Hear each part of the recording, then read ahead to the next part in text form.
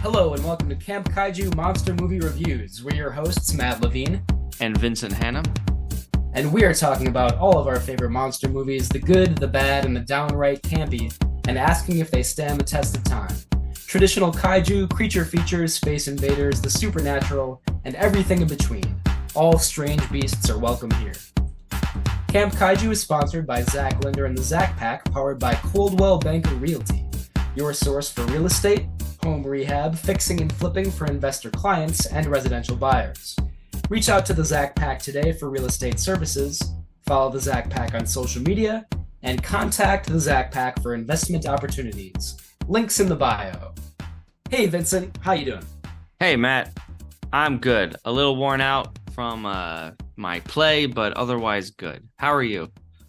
I'm good, yeah. Well, change is afoot in both of our lives. I started a new job recently, so a Mm. little exhausted from that as well. But that's not as exciting as a horror play that you have going on in the Twin Cities Horror Festival right now. So let's start with that. All right. The Hand That Washed Ashore opened last Friday, part of the Twin Cities Horror Festival, a week-long extravaganza of horror-themed plays. And as of this recording and potential release, we are in the final weekend here, the last weekend of October. So if you're listening to this on Saturday, October 28th, there's a 4:30 p.m. show that, hey, show up and see if you can get a ticket. But we've had some sold out houses, which is incredible. I highly recommend it. I saw the show last Friday, the 21st or the 20th. I can't, it must have been the 20th. Yeah. Yeah. I loved it. It's so fun. Maybe not surprising for the creator of Camp Kaiju, but there's so much camp in the play. It's very, very funny. It's a little gory. Like I wasn't sure how the play was gonna pull off the whole like dismembered hand thing, but that it's done in a really fun way. And the story's really cool. It has like personally I'm a big fan of the movie The Fog by John Carpenter, and I feel like the play definitely has that sort of ghost pirate ship kind of vibe. So yeah, it's so much fun. If you have a chance to see it on Saturday the 28th, check it out. It's great. I love the fog reference. Yeah, and I love that the show I was able to include some elements of like a ghost nautical theme among the namesake hand, the disembodied appendage that goes on a killing spree. Totally. Yeah. Yeah, it's a great homage to that kind of classic ghost story style. I really love the character names too. Like I can imagine you like loving a movie with characters named Dutch and Mac and stuff like that, you Yep. know? Yep. So I appreciated that. They're all one syllable. I wanted that like classic, like dumb macho name, like nicknames people have for each other. Mac and Pitt and Chubb. Yeah, yeah. There's something very satisfying about that. Yeah. Characters like summed up in one syllable. Mm-hmm. Mm-hmm. Well, thanks, man. I appreciate that. It's great. It's so much fun. Yeah, again, if people out there, if you have a chance to see it, hopefully in the Twin Cities Horror Fest, but maybe it'll have an extended run beyond that too. We'll see. But Maybe. And if anyone's interested in producing it themselves, hit me up. I'm not opposed to a little plug here if you all want to any theater producers out there want to do it. I love it. Nice. I was kind of hoping that like the first row. Oh, well, did I cut you off? Sorry. No, go on, go on. Well, I was just hoping that like the first row of the audience would be like a splash zone where you would be like covered in fake blood, like at a Gallagher show or something, where you Yeah. get like watermelon all over you. I was hoping that would be the case. That So if it is staged again, I highly recommend that. Yeah, that's the Broadway version, right? We got to work up towards $1 million budget. Yeah, But yeah, for that'd sure. be the dream. Yeah. Splash Of Zone, course, Flood Zone. people have to wear like parkas and stuff to Yeah. make sure they don't get covered. Yeah. No, what I was gonna say was tying it into your creative endeavors. So I'm still reading your novel Hollow, Mm. and I got to a really great part. This demon, and it was the letter that the police officer is in the basement of the library and he's reading the letters of Grange, the founding settler of the town. Hmm. And there's some like spooky and enchantments or like native language I don't know, Like warnings. warnings. Yeah, Yeah, exactly. yeah, Yeah. yeah, yeah. And I came in your book in the Ojibwe language, you use the word Manadu Hmm. Yeah. Which I think I'm trying to remember exactly what it translates as. Is it's demon or something like that, or right? devil. Yeah, devil. Yeah, that's yeah. Did you catch that's the name of the island in my play? Yeah, I did. I was like, oh, that sounds familiar, and it took me a while, and I was like, oh yeah, that's where I know that from. Yeah. Yeah, Great minds think alike. That's so cool. I just loved it. Like, oh, yep. Matt also wrote a story set in the upper Midwest. We both took inspiration. We were like, let's dip into some native inhabitants of the region and use their language with Totally. respect. Yeah. Yeah. Absolutely. Yeah. I feel like that kind of like sums up our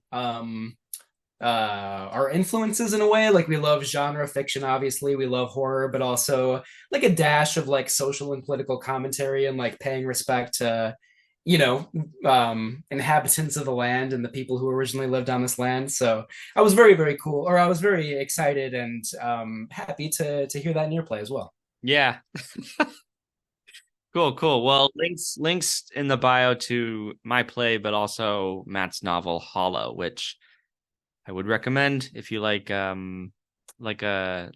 cop, small town, mysterious goings ons with a lot of demons, which is a good time. It's a scary, spooky good time. Thank you. Yes, and I would describe your play the same way. So yeah, it's the perfect time of year to dip your toe in some Midwestern horror. So Oh please yeah. do. Yeah, so thank you all for listening to the podcast. As always, we really appreciate you out there. Thanks in particular to our patrons, Jason, Kelly, Peggy, and our anonymous donor. We really appreciate your support. Please rate and review Camp Kaiju wherever you listen. You can also share this podcast with a friend and send us listener comments at campkaiju@gmail.com. Always happy to hear from our audience. Please send us if you have any recommendations for future episodes. If you have any thoughts about past episodes, please do let us know. Vincent, what's going on at our website? CampKaijuMovieReviews.com is the place to go for past episodes of the podcast, as well as current events and news we got going on, monster related, usually in the Twin Cities. Yeah, it's just a great place to go for additional monster movie content, as well as our Instagram, camp_kaiju. Absolutely. And yeah, that's another great place to send us your comments on the Instagram. So if that's easier, please check us out there. We have some great episodes coming up as well. What do we have coming up in the pod, Vincent? Yeah, we're finally getting out of October, but we do have one more movie. I think that it's just a classic October movie. It's not a bad movie. I would say this is like so good. It's a good movie. Joe Dante's The Howling from 1981. Is that right? I believe so. Let me confirm that. That sounds right, though. I know it's the movie that he made in between Piranha and Gremlins. So it's in like, I mean, he had a great long career, but that's like the sweet spot of his career, maybe. Yeah, and Joe Dante, I think, is a titan of monster cinema with those titles you just mentioned there. So very excited to talk about a werewolf movie in addition to Joe Dante's work. And after that, we will go back to some classic kaiju with 1995's Gamera, Guardian of the Universe. So we'll finally get some Gamera back on the podcast. I can't wait. I think we've only talked about the first and original Gamera movie on the pod so far, which I loved. I was a huge fan of that movie. Well, that was actually Gamera versus Gauss, which I think is third in the series. Oh, I saw the original Gamera on my own. We didn't talk about it on the pod. Yeah. But I did love it, and I love Gamera versus Gauss as well. Thank you for the reminder of that. Mm-hmm. Very, very solid kaiju movie. Well, you're in for a treat because guess who plays antagonist in Gamera Guardian of the Universe? Is it Gauss? It is Gauss, the return of Gauss. Oh wow! Is there another scene where Gauss just like spits blood like a geyser all over the screen? You'll just have to wait and find out. Oh man, I can't wait. Cool. Well, yeah, some good stuff coming up. In my opinion, the best werewolf movie ever made, and The Howling. Hmm. Spoiler alert, I suppose. As well as a classic kaiju from the '90s. So you can't go wrong. It sounds great. No, yeah, I'm excited to I've really enjoyed these best of the worst films we've been covering, but I think it's time to get back to some fruit and vegetables. You know what I mean? Like let's get off the candy, treat our bodies right. Yeah, I know what you mean. Yeah, cinematically, I have not had very much nutrition recently, so it'll be good to get back into some good stuff for sure. No. Speaking of which, tonight we're talking about another in the so good it's bad. Wait, so bad it's good camp. That's what I meant to say. Yeah. Um, The Toxic Avenger from 1984, an infamous production by Troma Studios. So yeah, this is, as Vincent said, kind of like the last of like the trashy, sleazy, grade Z kind of productions that we've been talking about recently. Did you what is your personal history with this movie, Vincent? I had never seen it until this year, until like 2 weeks ago. But it's a title, it's a name I'd always heard about. I think there was an animated series at some point way back in the day. So honestly, all I knew it was some sort of pseudo superhero with pollution. That was my only impression. Yeah, yeah, indeed. It's well, we'll talk about this later. There was like it spawned, like sequels, that Saturday morning cartoon show that you were just mentioning. There's even a remake that was recently made that's been kind of touring film festivals over the last couple months. So hopefully that will get a release sometime soon. But yeah, this movie kind of spawned, a whole franchise, which if you watch the original one, it's like, really? This movie spawned all of this? But we'll get into that shortly. Yeah, yeah. And yeah, I'll just add that like I did see this a long time ago. I remember when I went to UW Milwaukee for undergrad, the UWM Union Cinema, which is a great cinema. If you're in the Milwaukee area, check it out. They played a bunch of trauma movies when I went to school there. Sergeant Kabuki Man NYPD is one of the movies that I saw as part of that series. And this one as well, The Toxic Avenger. It's the only thing I really remembered about it is that it's very gory, very shocking, and very sleazy, which I mean that all pretty much holds up. So yeah, it was good to revisit it. That's all I really remembered. Okay, great. Well, I'm looking forward to talking to you about it. Indeed. Yeah. On that note, should we dive into the plot synopsis? Yeah, let's do it. Okay. We have Melvin Ferd Junko III, and he is a janitor at a health club in Tromaville, New Jersey, where the bullying, amoral, ultraviolent customers harass him constantly. One day, in a prank gone awry, they chase him around the health club and out a second-story window, where he falls into a drum of toxic waste. After returning home, where he lives with his mom, and trying to heal himself in his bathtub, he discovers that he's been transformed into the titular superhero, a deformed mutant with superhuman size and strength. The Toxic Avenger then starts cleaning up the repugnant denizens of Tromaville, including drug dealers, thieves, and corrupt politicians. After his mother kicks him out of the house, the Toxic Avenger starts living in a local junkyard. The residents of Tromaville begin hailing him as a hero as he continues ridding the town of its criminal element. He soon enters into a relationship with a blind woman named Sarah, whom he saves from an attempted rapist. The two of them leave the junkyard in an effort to stop the Toxic Avenger's vigilante rampage, but they're discovered by Tromaville's disgusting Mayor Belgoody. The mayor and the police are about to kill the Toxic Avenger, but the residents of Tromaville come to his aid, and the Toxic Avenger rips out the mayor's entrails in a final act of gruesome justice. That is a spoiler, but it's also a perfect encapsulation of this movie's sense of gore and humor, I guess, if you could call it that. So yeah, that is the Toxic Avenger in a nutshell. Yeah, it's a hell of a ride. Is the term trauma like a genre thing?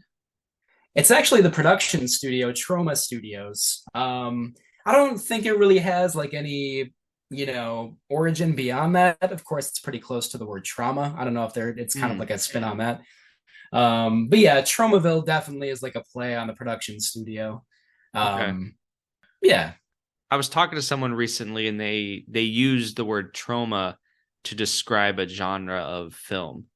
I do think that Troma Studios has kind of become synonymous with like grade Z, campy, ultra-violent, like splatterfest movies. I Yeah. don't think this movie was like their movies were the first to kind of like introduce that genre, but they're probably maybe the most infamous group of movies that did so. Okay. So that makes sense. I a connection made that I was yeah, very ignorant of. I was like, "Oh, just reading the synopsis now, it's like Traumaville.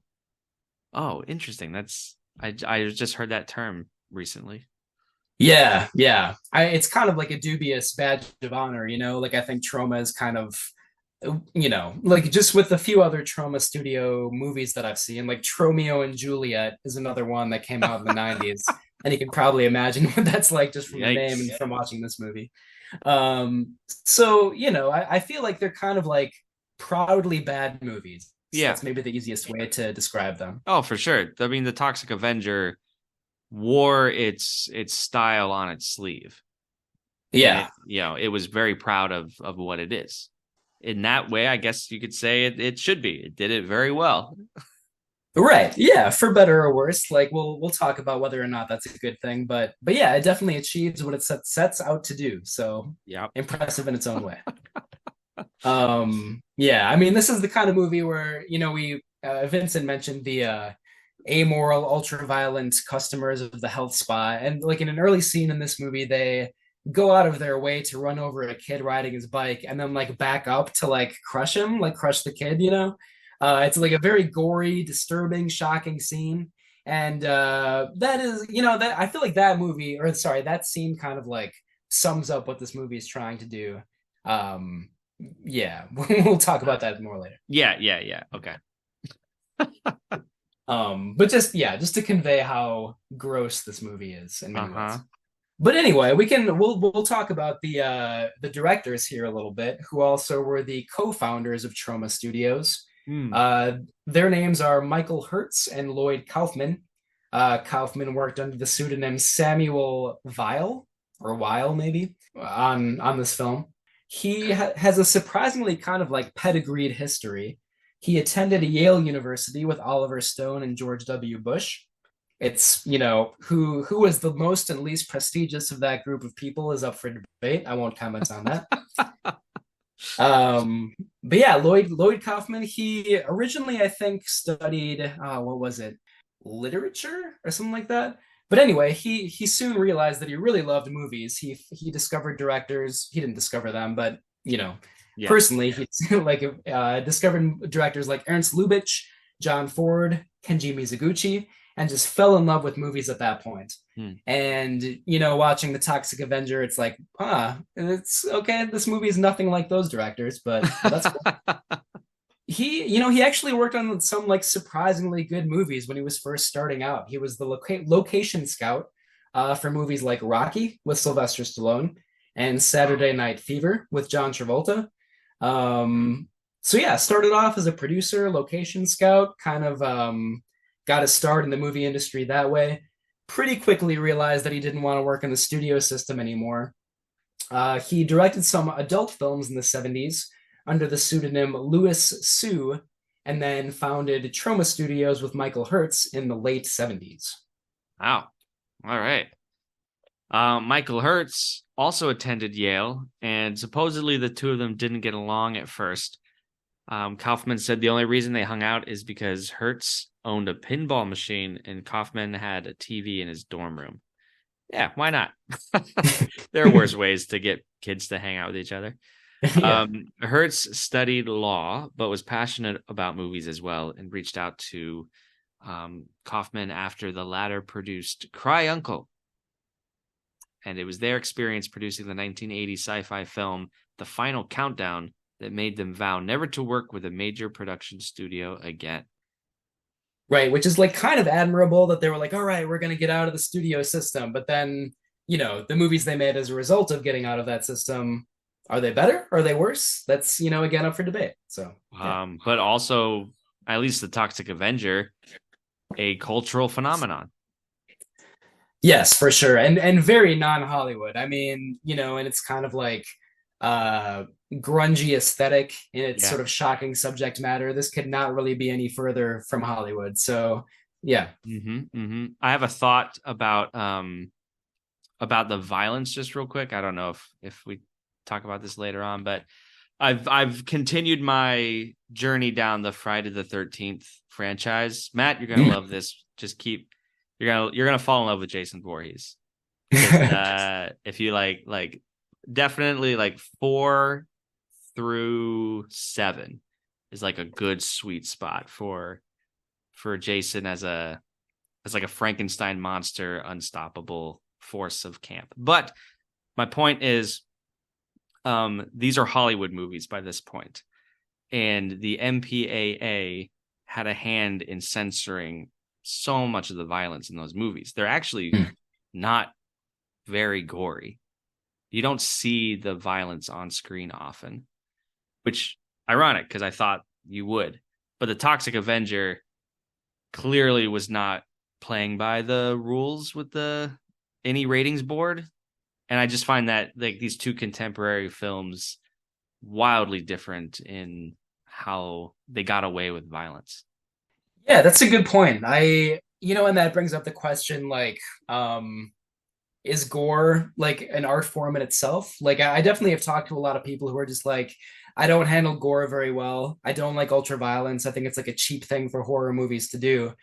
And then some other people who are like, yeah, like the nastier the better, like I want brains and guts everywhere.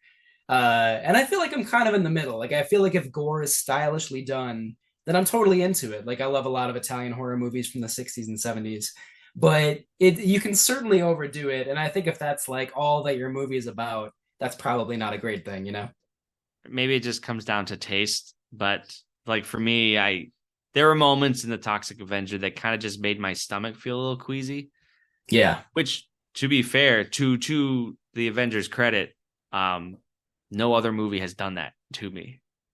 Whoa, really? No other movies made No, you I mean like, I don't watch movies this violent. Yeah. So yeah, I was like, oh, I'm being affected by this film, which is great, but it doesn't mean I enjoy it. Right. Yeah. Yeah, that's the interesting like philosophical aspect of it, like if it instills a reaction, that's like, admirable in a way, maybe. But like it depends on like the reaction that it's eliciting, I guess. Right. It's the most subjective thing in the world. Right. Yeah.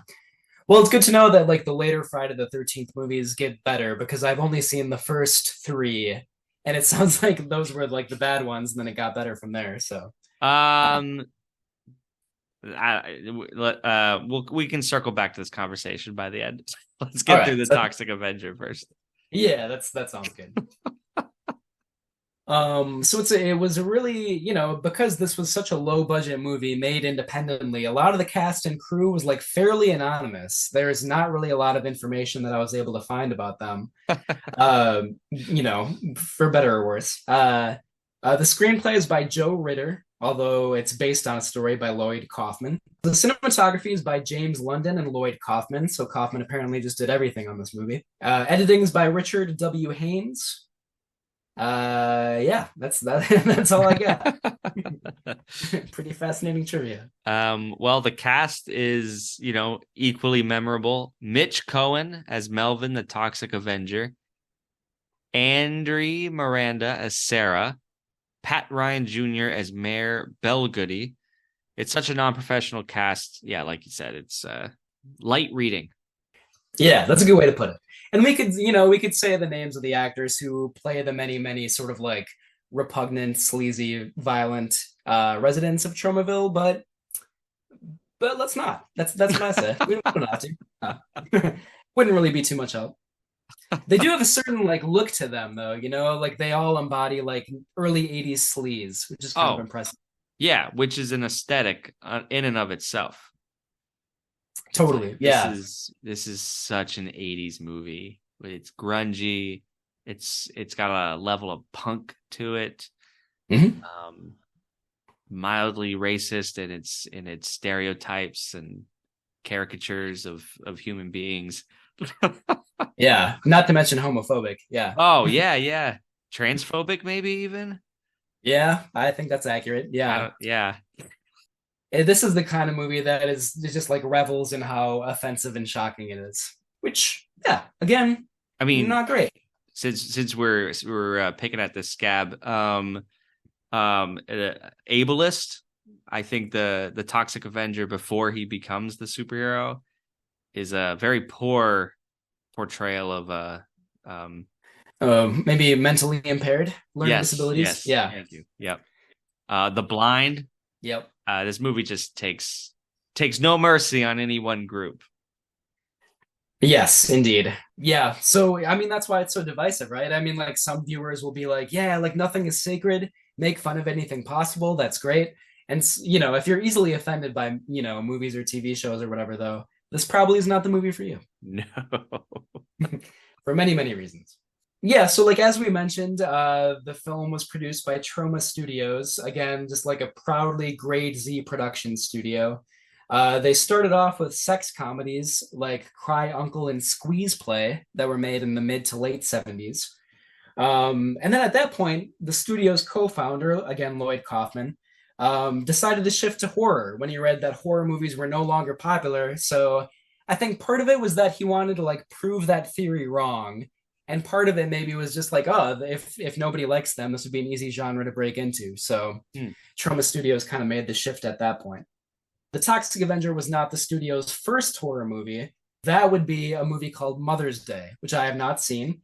It's from 1980. It's a rape revenge horror movie. And after looking up the synopsis on Wikipedia, I don't think I will ever watch it, but we'll see. We'll see if that happens. I don't know. It sounds like a class act to me. Yeah, from the makers of the Toxic Avenger, how could it not be, right? I do have to say, just I do like I do think the premise of the Toxic Avenger is very different for its time. It's a superhero movie long before our modern, ideas of what the superhero genre is. I mean, you had Superman by the 80s, but I don't know. I wouldn't say that like superhero was a genre. Yeah. Right. Yeah. I mean, like, you had the Batman TV show, I guess, and of course comic books, but yeah, this especially with just how like graphic and again grungy this movie is, like it really did seem like its own thing. You're right about that. Yeah. I like this note. Kaufman got the inspiration to set the film partially in a health club when scouting locations for Rocky. That connection just blows my mind. Yeah. Uh, Yeah, and many great things came out of Rocky, but this movie is lower on the list, perhaps. yeah. The Toxic Avenger was shot in various locations in New Jersey and New York on a budget of only $500,000. I do enjoy the onset, or sorry, the um what's the real location shooting of the film. Yeah. It just confirms my suspicion that all of New Jersey is a very sleazy state. Yeah. Yeah. Of all the I things it makes fun of, I cannot abide by New Jersey. No, I right. can. Can make fun of New Jersey. Some scenes were cut during the editing process, including those showing the burgeoning relationship between Toxie, as our hero is nicknamed, and Sarah, and more scenes involving the bullies at the health club and the mayor's henchmen. It did poorly upon its initial release, but soon found an audience with an extensive midnight movie engagement at a theater in Greenwich Village, Bleecker Street Cinema, which totally makes sense for this type of movie. Mm-hmm. It went on to become a cult classic, spawned numerous sequels. A Saturday morning cartoon, which I've actually never seen. Have you ever Me seen either. it? Oh, okay. No, I just can't fathom how that happened. Like, were there any kids who loved the cartoon and then saw this movie as a result and were like traumatized, Or traumatized, as the case may be? Ew. I feel like that was a thing though. Like, what am I? There's other franchises that were wildly inappropriate for children in the 80s.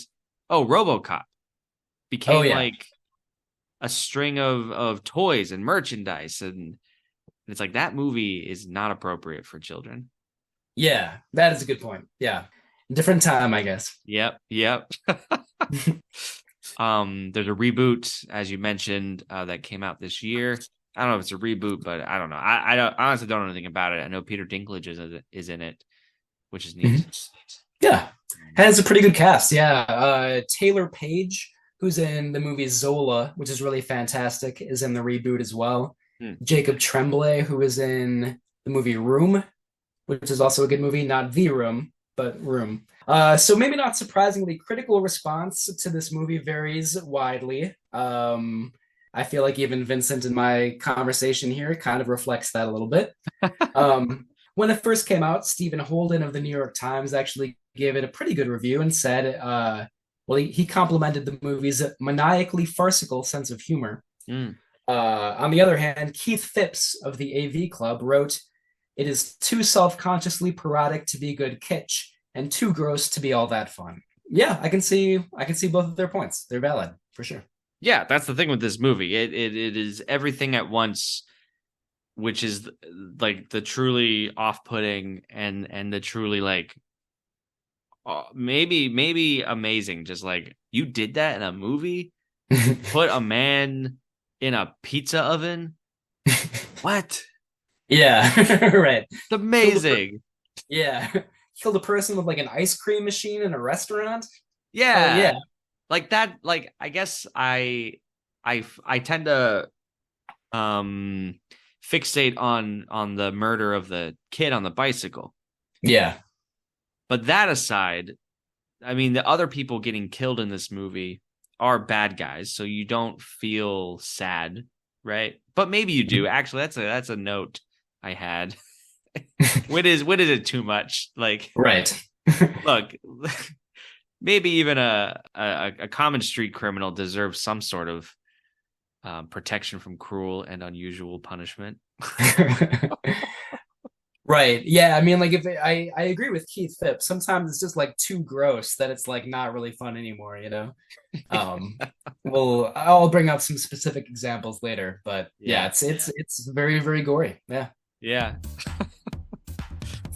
Now is probably a good time for our sponsor break. yeah. Let's do it. We'll go from gore and sleaze and offensiveness to our sponsor break. Camp Kaiju is sponsored by Zach Linder and the Zach Pack, powered by Coldwell Banker Realty, your source for real estate, home rehab, fixing and flipping for investor clients, and residential buyers. Reach out to the Zach Pack today for real estate services, follow the Zach Pack on social media, and contact the Zach Pack for investment opportunities. Links in the bio. Vincent, do we have anything in Minia's mailbox today? We don't. We did have something maybe on YouTube, but I can't find it. I've been trying to find it. So maybe I'll just take this chance to let you know where I'm at with Friday the 13th. So the first 3 movies are, I would say, and I'm only on 8 right now, Jason Takes Manhattan. The first 3 do their best to convey. I mean, they're super cheap, and I would say the scariest in the franchise. 4, you start getting into like some more action, some more camp, just like intended humor. And then 5, 6, and 7 just take the take the character into the realm of no longer being human. It's like, oh, now you're the undead. Now you're a walking killer zombie, which is really, when you just go with it, it's kind of fun. Yeah, that sounds cool. It makes me want to watch them. Yeah, but watch them in order, because there is actually a through line, which is also really compelling. Okay, cool. Yeah, I didn't expect much from the series, but now I actually want to watch them. Me neither. And maybe it's because my bar was so low that It can be a pleasant surprise sometimes. yeah. Have you watched Freddy versus Jason yet? No, not yet. Okay. I haven't seen that whole movie, but I did watch part of it on TV recently on HBO, so it was uncut. And it seemed pretty fun. Yeah, like ridiculous but fun. So yeah, from what I saw, that seemed pretty good. If I can, I would also like to take this opportunity to shout out another horror movie that I rewatched recently that's really great. Phantasm from Mm. 1979, I think the original one was. Maybe it was 77. But anyway, I saw it a long time ago, and then I rewatched it again recently. The only thing that I really remembered from my first viewing was like the famous like flying ball that like drills into people's heads and like sprays blood everywhere. Whoa. Which is a cool, very cool effect, very stylish and really shocking. But the movie itself is really great. It's very surreal. It's really well shot and beautiful. It's actually kind of like a coming of age story for the main character who's like a preteen boy. Really, really good. It holds up very well. So yeah, Phantasm. Check it out if you haven't seen it. I will. Yeah, definitely. And that movie has, I think, 5 or 6 sequels, which are not supposed to be very good. Whoa. But so yeah, I would like to watch them now, and I'll report back to you on those at some point. Please do. Cool. Back to the Toxic Avenger. I have to admit there are some themes in this movie. There's Uh, yes. Yeah. I mean, even without seeing this movie, I knew it had to do with pollution and environmentalism. And that's still very much the case. And I think that is one. So yes, toxicity in the environment, but also as a metaphor for like the city's decay. You see this a lot in 1980s American films. The urban decay, crime, political corruption. Even with the Toxic Avenger, it takes it all together. It literally personifies it in Toxie, but he's a good guy. So that's he's not. Maybe he's a one good thing that come of all this stuff. But I like your note about toxic masculinity, which is funny. But it's yeah, true. But it's and he's like a Frankenstein monster with the blind man. So he has a girlfriend, Sarah, who's blind and the only person who can love him because she can't see him and judge him for his appearance. So that's a resonant theme as well. yeah, for sure. Like I think, he's the least toxic character, the least toxic thing in the movie. That's kind of Mm-hmm. course, the irony of it. Right. Um, yeah, like they're like dumping all this toxic waste on like this beachfront property, and of course, the evil mayor is like, let's build a vacation spot there. So yeah, I mean, like everything is sleazy and violent and amoral and greedy in this movie. Like certainly, like the environmental pollution, the political corruption, just the pervasiveness of drugs and violence on the streets. Mm-hmm. Uh, and like the toxic masculinity thing that you mentioned, like the bullies at the health club, who are like both the male and the female bullies, are just like cartoonishly awful, like just the worst people you could ever possibly meet in your life. And I kind of admire the fact that this movie is just like everything sucks. Like in Reagan America in like 1984, which is the year I was born, by the way. And I can't help but feel like this is an accurate representation of the year in which I was born. Um, like just there's like nothing redeemable in society. It's so over the top about that. And it presents that in like kind of like a very juvenile, like sophomoric way. But I think it is pretty cynical about like the state of things in general at the time. Yeah. Which, yeah, I mean, I kind of admire it. I do wish there was a little bit more like depth and nuance to that theme, but yeah, it's there for sure. But that's yeah. I feel like RoboCop, to go back to that again, is maybe I would say just as violent, but gives me that depth of like humanity. I think maybe that you're wanting from the Toxic Avenger. Yeah, for sure. Yeah. Yeah. Yeah, RoboCop is great. And that straddles like a very difficult line of being ultra violent and very bleak and pessimistic and cynical. But yeah, like you said, also having that human element and something to actually compel you, like something that makes it dramatically powerful, I think. But we're saying this and we're knocking the Toxic Avenger, but I think we should say that the Toxic Avenger is a comedy as Mhm. well in ways Yeah. that RoboCop isn't, right? Like they're directed very differently. Yes, for sure. Yeah. Yeah. Yeah, I think a lot of the comedy in this movie kind of comes from like being as over the top as possible, and that has limited appeal to me. I'm like, well, I'll save my commentary for later, I guess, or maybe I won't because I'm talking about it right now. But uh, so yeah, it's like it is a comedy, but it's like it's hard to laugh at some of the like really shocking, offensive stuff in this movie, you know? Yeah. Yeah, trust me. Yeah, more on that later. Yeah, yeah. I think maybe there's something in this movie too about just like people's obsession with violence. The Toxic Avenger does become this vigilante hero in Tromaville, even though he's like dispatching with criminals in like the most gruesome, violent, gory ways possible. And we see that at the end where like he like rips out the mayor's guts like in front of like the whole town and everybody's like cheering and like Mm, yeah, Toxic Avenger our yeah. hero, and it's like it's very disgusting. Like to the extent where I'm like, maybe this is like a comment on people who like this movie, like who get off on this like extreme gore or whatever, Yeah. I might be giving it a little bit too much credit, but I think that kind of like self-reflexive commentary is there too. Yeah. I think it's a thread we could pull. Yeah, yeah. A gut, an intestine we could pull. That's the good metaphor. I like it. Exposing the gaping cadaver that is the Toxic Avenger. That is our Western consumer culture. Oh, I love that.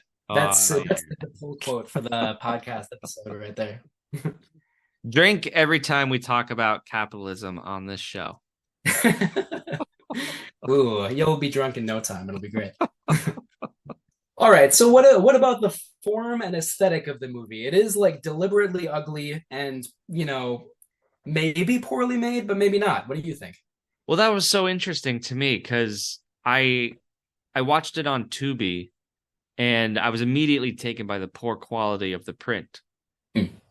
But unlike Day of the Triffids, which was equally poor on Tubi, I felt like this was more a result of intention than just like, you know, a good print being lost to time. So I don't know. What do you think about that?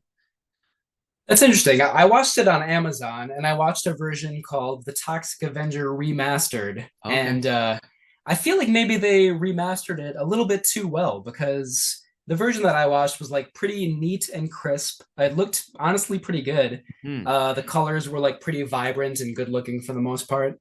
Like the junkyard, for example, is like they're like eye popping like greens and reds and blues, and it's like, whoa, this looks way better than I thought it would. Oh wow. So I actually feel like maybe it would. I feel like originally it was meant to look a lot worse than the version that I saw. I don't really know how to feel about that. Like I'm glad that it looked good, but I was like, yeah, this doesn't seem appropriate for this movie. Yeah, weird. Oh, yeah, because the version I saw, I'm not gonna say it was as vibrant as what you're describing. Hmm. I was taken by the sunset, when Toxie is running in the foreground or like in the background, and there's like a big landscape shot. It was really nice, and even on the Tubi version, I could tell, oh, this is a really nice shot, but I wouldn't say my edition popped with color. Huh. I sort of want to watch the Tubi version now to see how I feel about it, but I also don't know if I like this movie well enough to watch it again. Maybe a couple years down the road I will do so. Yeah, yeah. But it's I mean like it is shot. Some of it is shot in New York City, and I thought that stuff looked pretty good. Like the Twin Towers are like the first thing that we see in the movie, which is just you got to be struck by that nowadays, Yeah, So yeah, yeah. I think there are some other like pretty good production qualities in this movie. There's a car chase that's actually not bad. Mm-hmm. Surprisingly, some dangerous special effect or stunt effects, I should say, that I can't believe nobody was killed in the making of this movie. I'm glad nobody was, obviously. Um, and like we talked about like the disgusting gore effects, and they're actually pretty good. Like the Yeah. makeup on the Toxic Avenger, as well as some of the like really shocking deaths in this movie, including one scene in particular where somebody's head is crushed by a weight machine. Really, really disgusting moment. I was like, oh, this is really gross, but it actually is done pretty well, you know. Yeah, I'd agree with that. So I wish I knew who did the makeup for this movie. I was not able to find that, but whoever it was did a pretty good job. Yeah. One part that's not super realistic, maybe thankfully, is the death of a dog. Gets shot by some punks in a restaurant. Yeah, yeah, that's. I have several thoughts about that scene. Sorry, were you going to say anything else about that? No, what were you gonna say? Well, it is very unrealistic, and which is a good thing in that case because it's sort of just like a dog that's lying on the ground and then has some like some like meat on it, and it's like, oh, thank God this like does not look realistic. Otherwise, it would be very disturbing. But that scene in general is pretty disturbing. I mean, like those punks are about to rob the restaurant. They're about to rape the blind woman who the Toxic Avenger then saves, and they kill the dog. And then like the Toxic Avenger kills three of them in pretty gruesome ways. And that's like that scene in particular to me is a perfect example where I'm like, it's this movie's not that entertaining if it's like this kind of like if it's trying to like shock you so much. I don't know. It's hard for me to really enjoy that kind of thing, you know? No, you're right. I mean, it's like a nine. No, it's an 80-minute movie. Mhm. It's short, but halfway through, maybe around that part, I thought, okay, if this is just one elaborate set piece after another, it does grow tiresome after a little bit. Yeah, yeah, for sure. That's the worst part of the movie to me. And like it honestly kind of lost me at that point. You would think maybe like the kid getting his head run over at the beginning would be the moment where I'm like, oh, this is too far. But like I was weirdly okay with that. It's not until like that scene where I'm like, I don't think I enjoy this very much anymore. Yeah, I was just like, it was almost like a novelty, and the Right. novelty wore off, and then I wasn't really left with a story that was as compelling as it could have been. So Yeah. yeah, it's like I got to the end of 80 minutes and thought, okay, that was a lot of candy, and now I don't want to eat any more candy. Yeah. Right. Exactly. Let's watch a couple masterpieces and make up for it. Like some Friday the 13th movies. Yeah, that's just ice cream. Yeah, yeah, yeah. No, I'm with you. I'm with you for sure. Well, let's go back to the good stuff for a moment. Are there any other good qualities in this movie that you want to highlight? Yeah. Oh, I did like the design of the Toxic Avenger. I felt like it was reminiscent of makeup in a Burt I. Gordon film, The Human Cyclops, which Hmm. is not the Human Cyclops. Well, that too, but um, the sequel to The Amazing Colossal Man. You've talked about this movie before, although I can't remember what it's called now. Yeah, man, I type in Human Cyclops movies and I get everything but what I'm looking for. Justice for Burt I. Gordon. You shared an article about him with me recently about his origins in Kenosha, Wisconsin, which is also where Orson Welles is from. A really fascinating article. I love that. Oh, I didn't realize. Thank you for sharing that with me. Yeah. The Colossal Beast. So Hmm. it's just War of the Colossal Beast. Just the way that his Toxie's face is misshapen and one eye is bulging. It's if you look up War of the Colossal Beast, you'll see what I'm talking about with the face makeup. Hmm. Yeah, I don't know. I like that. Maybe it was a little nod to past B movies. Oh yeah, I'm looking it up right now. Wow, that looks pretty cool. Yeah. And that's a good movie too. I would recommend. Huh. Maybe it'll be on the podcast in the future. We'll Oh, find if out. only. If only we let's do some more Bird Eye Gordon. Yeah, Um, yeah.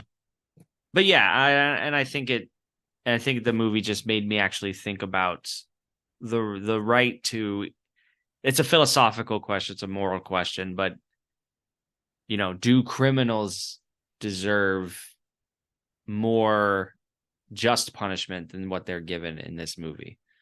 Hmm. I was kind of like, oh man, like they're getting killed in some really nasty ways, and I don't think that fits their crime.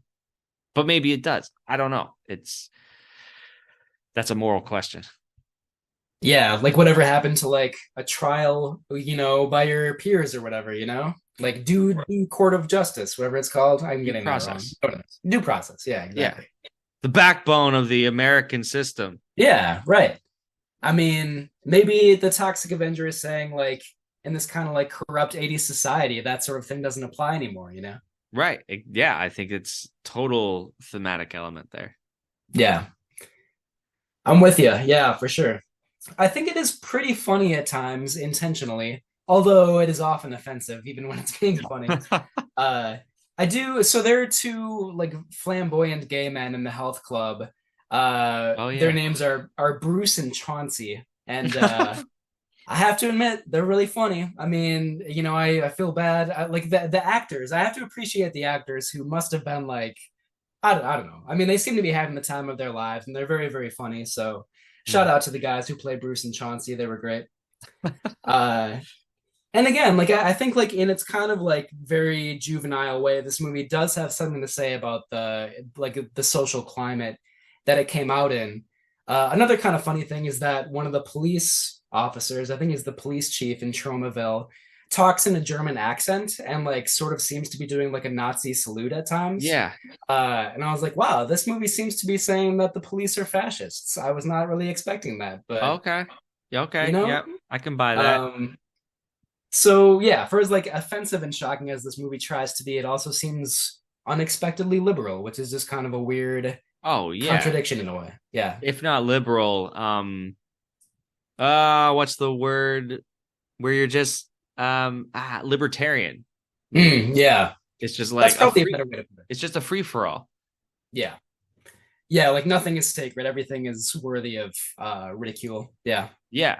The yeah. All right. All That's right. good. Yeah, Talk that's a good about point. it. Right. Yeah. I'll save my political commentary for about libertarians in particular for another time. Okay. Can't wait. Yeah, yeah, I could tell. Yeah, it's gonna be a great conversation, I promise. Um, well, all right. So we've already talked about a lot of the bad. Do you want to elaborate on the bad stuff in the Toxic Avenger? Yeah, I mean, I'm not going to beat this dead horse because I think the movie intentionally goes out of its way to exaggerate and make fun of everybody, which is a style. So you can't really. I don't think it's fair to criticize a work of art that intentionally does that because you're just like, okay, sure. It's like Mel Brooks. He makes fun of everybody, and we love him for it. Yeah. Um, with that said, it grew a little tiresome. The blind jokes, because they weren't even like clever blind jokes, and she was acting really, yeah, just acting blind instead of like trying to just be a blind person, whatever that means. Mhm. Same with the autism. That's what I was thinking. The mental impairment. Yeah.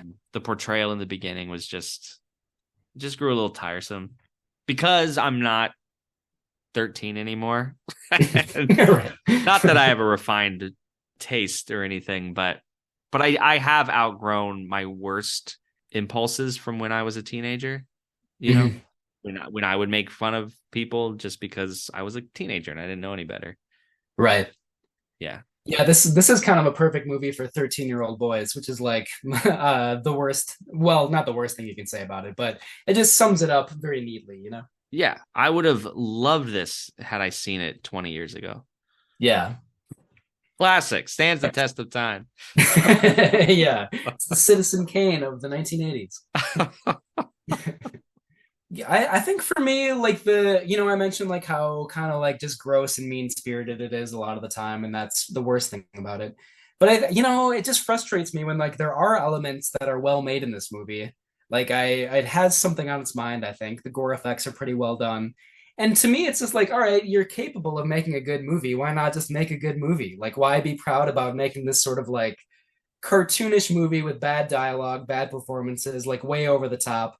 Like you could be I mean, this is just like a subjective thing or maybe like a principle thing where it's like, why intentionally make a bad movie? And I love Troll 2 to a certain extent. I love Plan 9 from Outer Space because like, it's not intentionally trying to make a they're not trying to make bad movies. Like there's a lot of like creativity and like passion behind them, and it's kind of just like this weird surreal confluence of events that result in these like preposterous movies, you know. But with the Toxic Avenger, they're trying to make a bad movie, and I think that's a very important distinction, you know. Right. It is. I think they make a good bad movie, but it does. Yeah, it's an intangible difference between that and something Ed Wood would make. Yeah, exactly. Yeah, that limits my admiration for this a little bit. What about the campy? What do you got? Two things. There's a part when the character, before he becomes a Toxic Avenger, he gets thrown out the window and he lands in the toxic waste.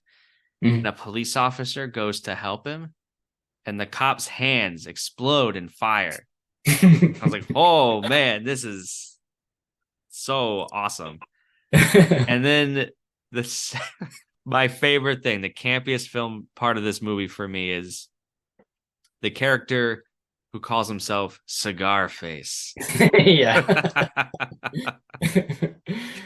Ridiculous. Yeah. Like it's a Dick Tracy comic from the 40s. Cigar Face.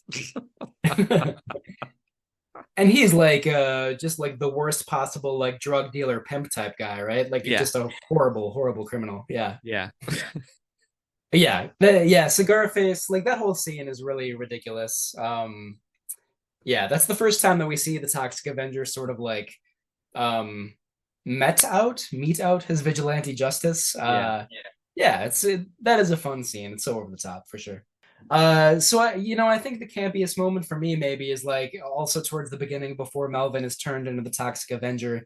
The prank that the bullies in the health club put him through is they like make him put on like a pink tutu, and then they like force him to like kiss his sheep that has lipstick on it. That whole scene is like very dumb and goofy. Yeah, so that's you know it is what it is. I mean, it's funny in its own way, but definitely like very cartoonish and pretty campy. Yeah, And I love that the Toxic Avenger continues to wear the pink tutu. that is funny. That is a Yeah, good joke. Yeah, that's for great. sure. Yeah. Also, just in general, like the 80s vibe, like the sort of like thin carpet in the health club and like all the like really disgusting spandex that everybody wears. Yep. It's like, man, the 80s were like an ugly wasteland, you know? Maybe not campy per se, but there's I don't know. It's like a train wreck to like look at the like vibe and aesthetic of this movie, you know? Yeah. It's a bit of a time capsule. Yeah, for sure. All right. Well, I think we're at the time when we give our rating, shall we? Yeah. Let's do All it. right. Cool. All right. So as always on Camp Kaiju, we have four ratings here. Our highest rating is it's a timeless classic and definitely stands the test of time. Number two, there may be some antiquated moments, but overall it's great and stands the test of time. Number three, it may be historically significant or just fun, but it does not stand the test of time. And our lowest ranking, it is not worth revisiting and definitely does not stand the test of time. If you'd like, I can go first and leave you with the final word. Sure. Okay. So there are some things that I kind of appreciate about this movie, but I have to go by the letter of our ranking system here. We're nothing at Camp Kaiju if not strict and regimented. So I would say that this is not worth revisiting and definitely does not stand the test of time. To me, it is not really historically significant. I guess you could say that it's sort of like spawned a whole franchise and all that stuff. I don't think it's really all that fun because it is so gross and so mean spirited. So yeah, I'm gonna have to give it our lowest ranking. Wow. I'm surprised. I thought you would give it the second lowest. That's where I'm gonna go. Okay. I think there are some fun moments, and I think I haven't explored the sequels. Ironically, I'm not interested in exploring the sequels, but I will. But I'll acknowledge the cultural touchstone of the film, and give it that rating. But I don't think on its own it stands the test of time. I think if you come at this, it's all about sensibility and your personal taste. But for me, I'm like, yeah, maybe watch it once so we could talk about it. But that's it. Yeah, no, I know what you mean. I kind of thought I would like it more too, but it does not stand the test of time. Not for me anyway. No, not for me either. But maybe all of you out there, or some of you out there anyway, will feel differently. So if so, please drop us a line and let us know. Definitely. I would love to talk more about this movie. For sure. Yeah, I mean, it definitely has its defenders. So we would love to hear from you. Yeah. All right. Well, thank you all for hanging out. If you liked what you heard, please tell a friend, leave a rating and a review, and visit campkaijumoviereviews.com or Instagram for more monster movie content. We cannot thank you enough. Camp Kaiju is recorded in Minneapolis, St. Paul, with theme music by Terrence Jackson and Mina's Mailbox music by Ben Cook Feltz.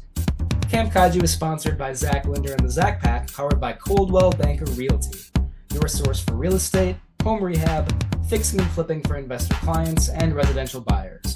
Reach out to the Zach Pack today for real estate services, follow the Zach Pack on social media, and contact the Zach Pack for investment opportunities. Links in the bio. Well, if it ain't Cigar Face, what are you and your bi friends up to?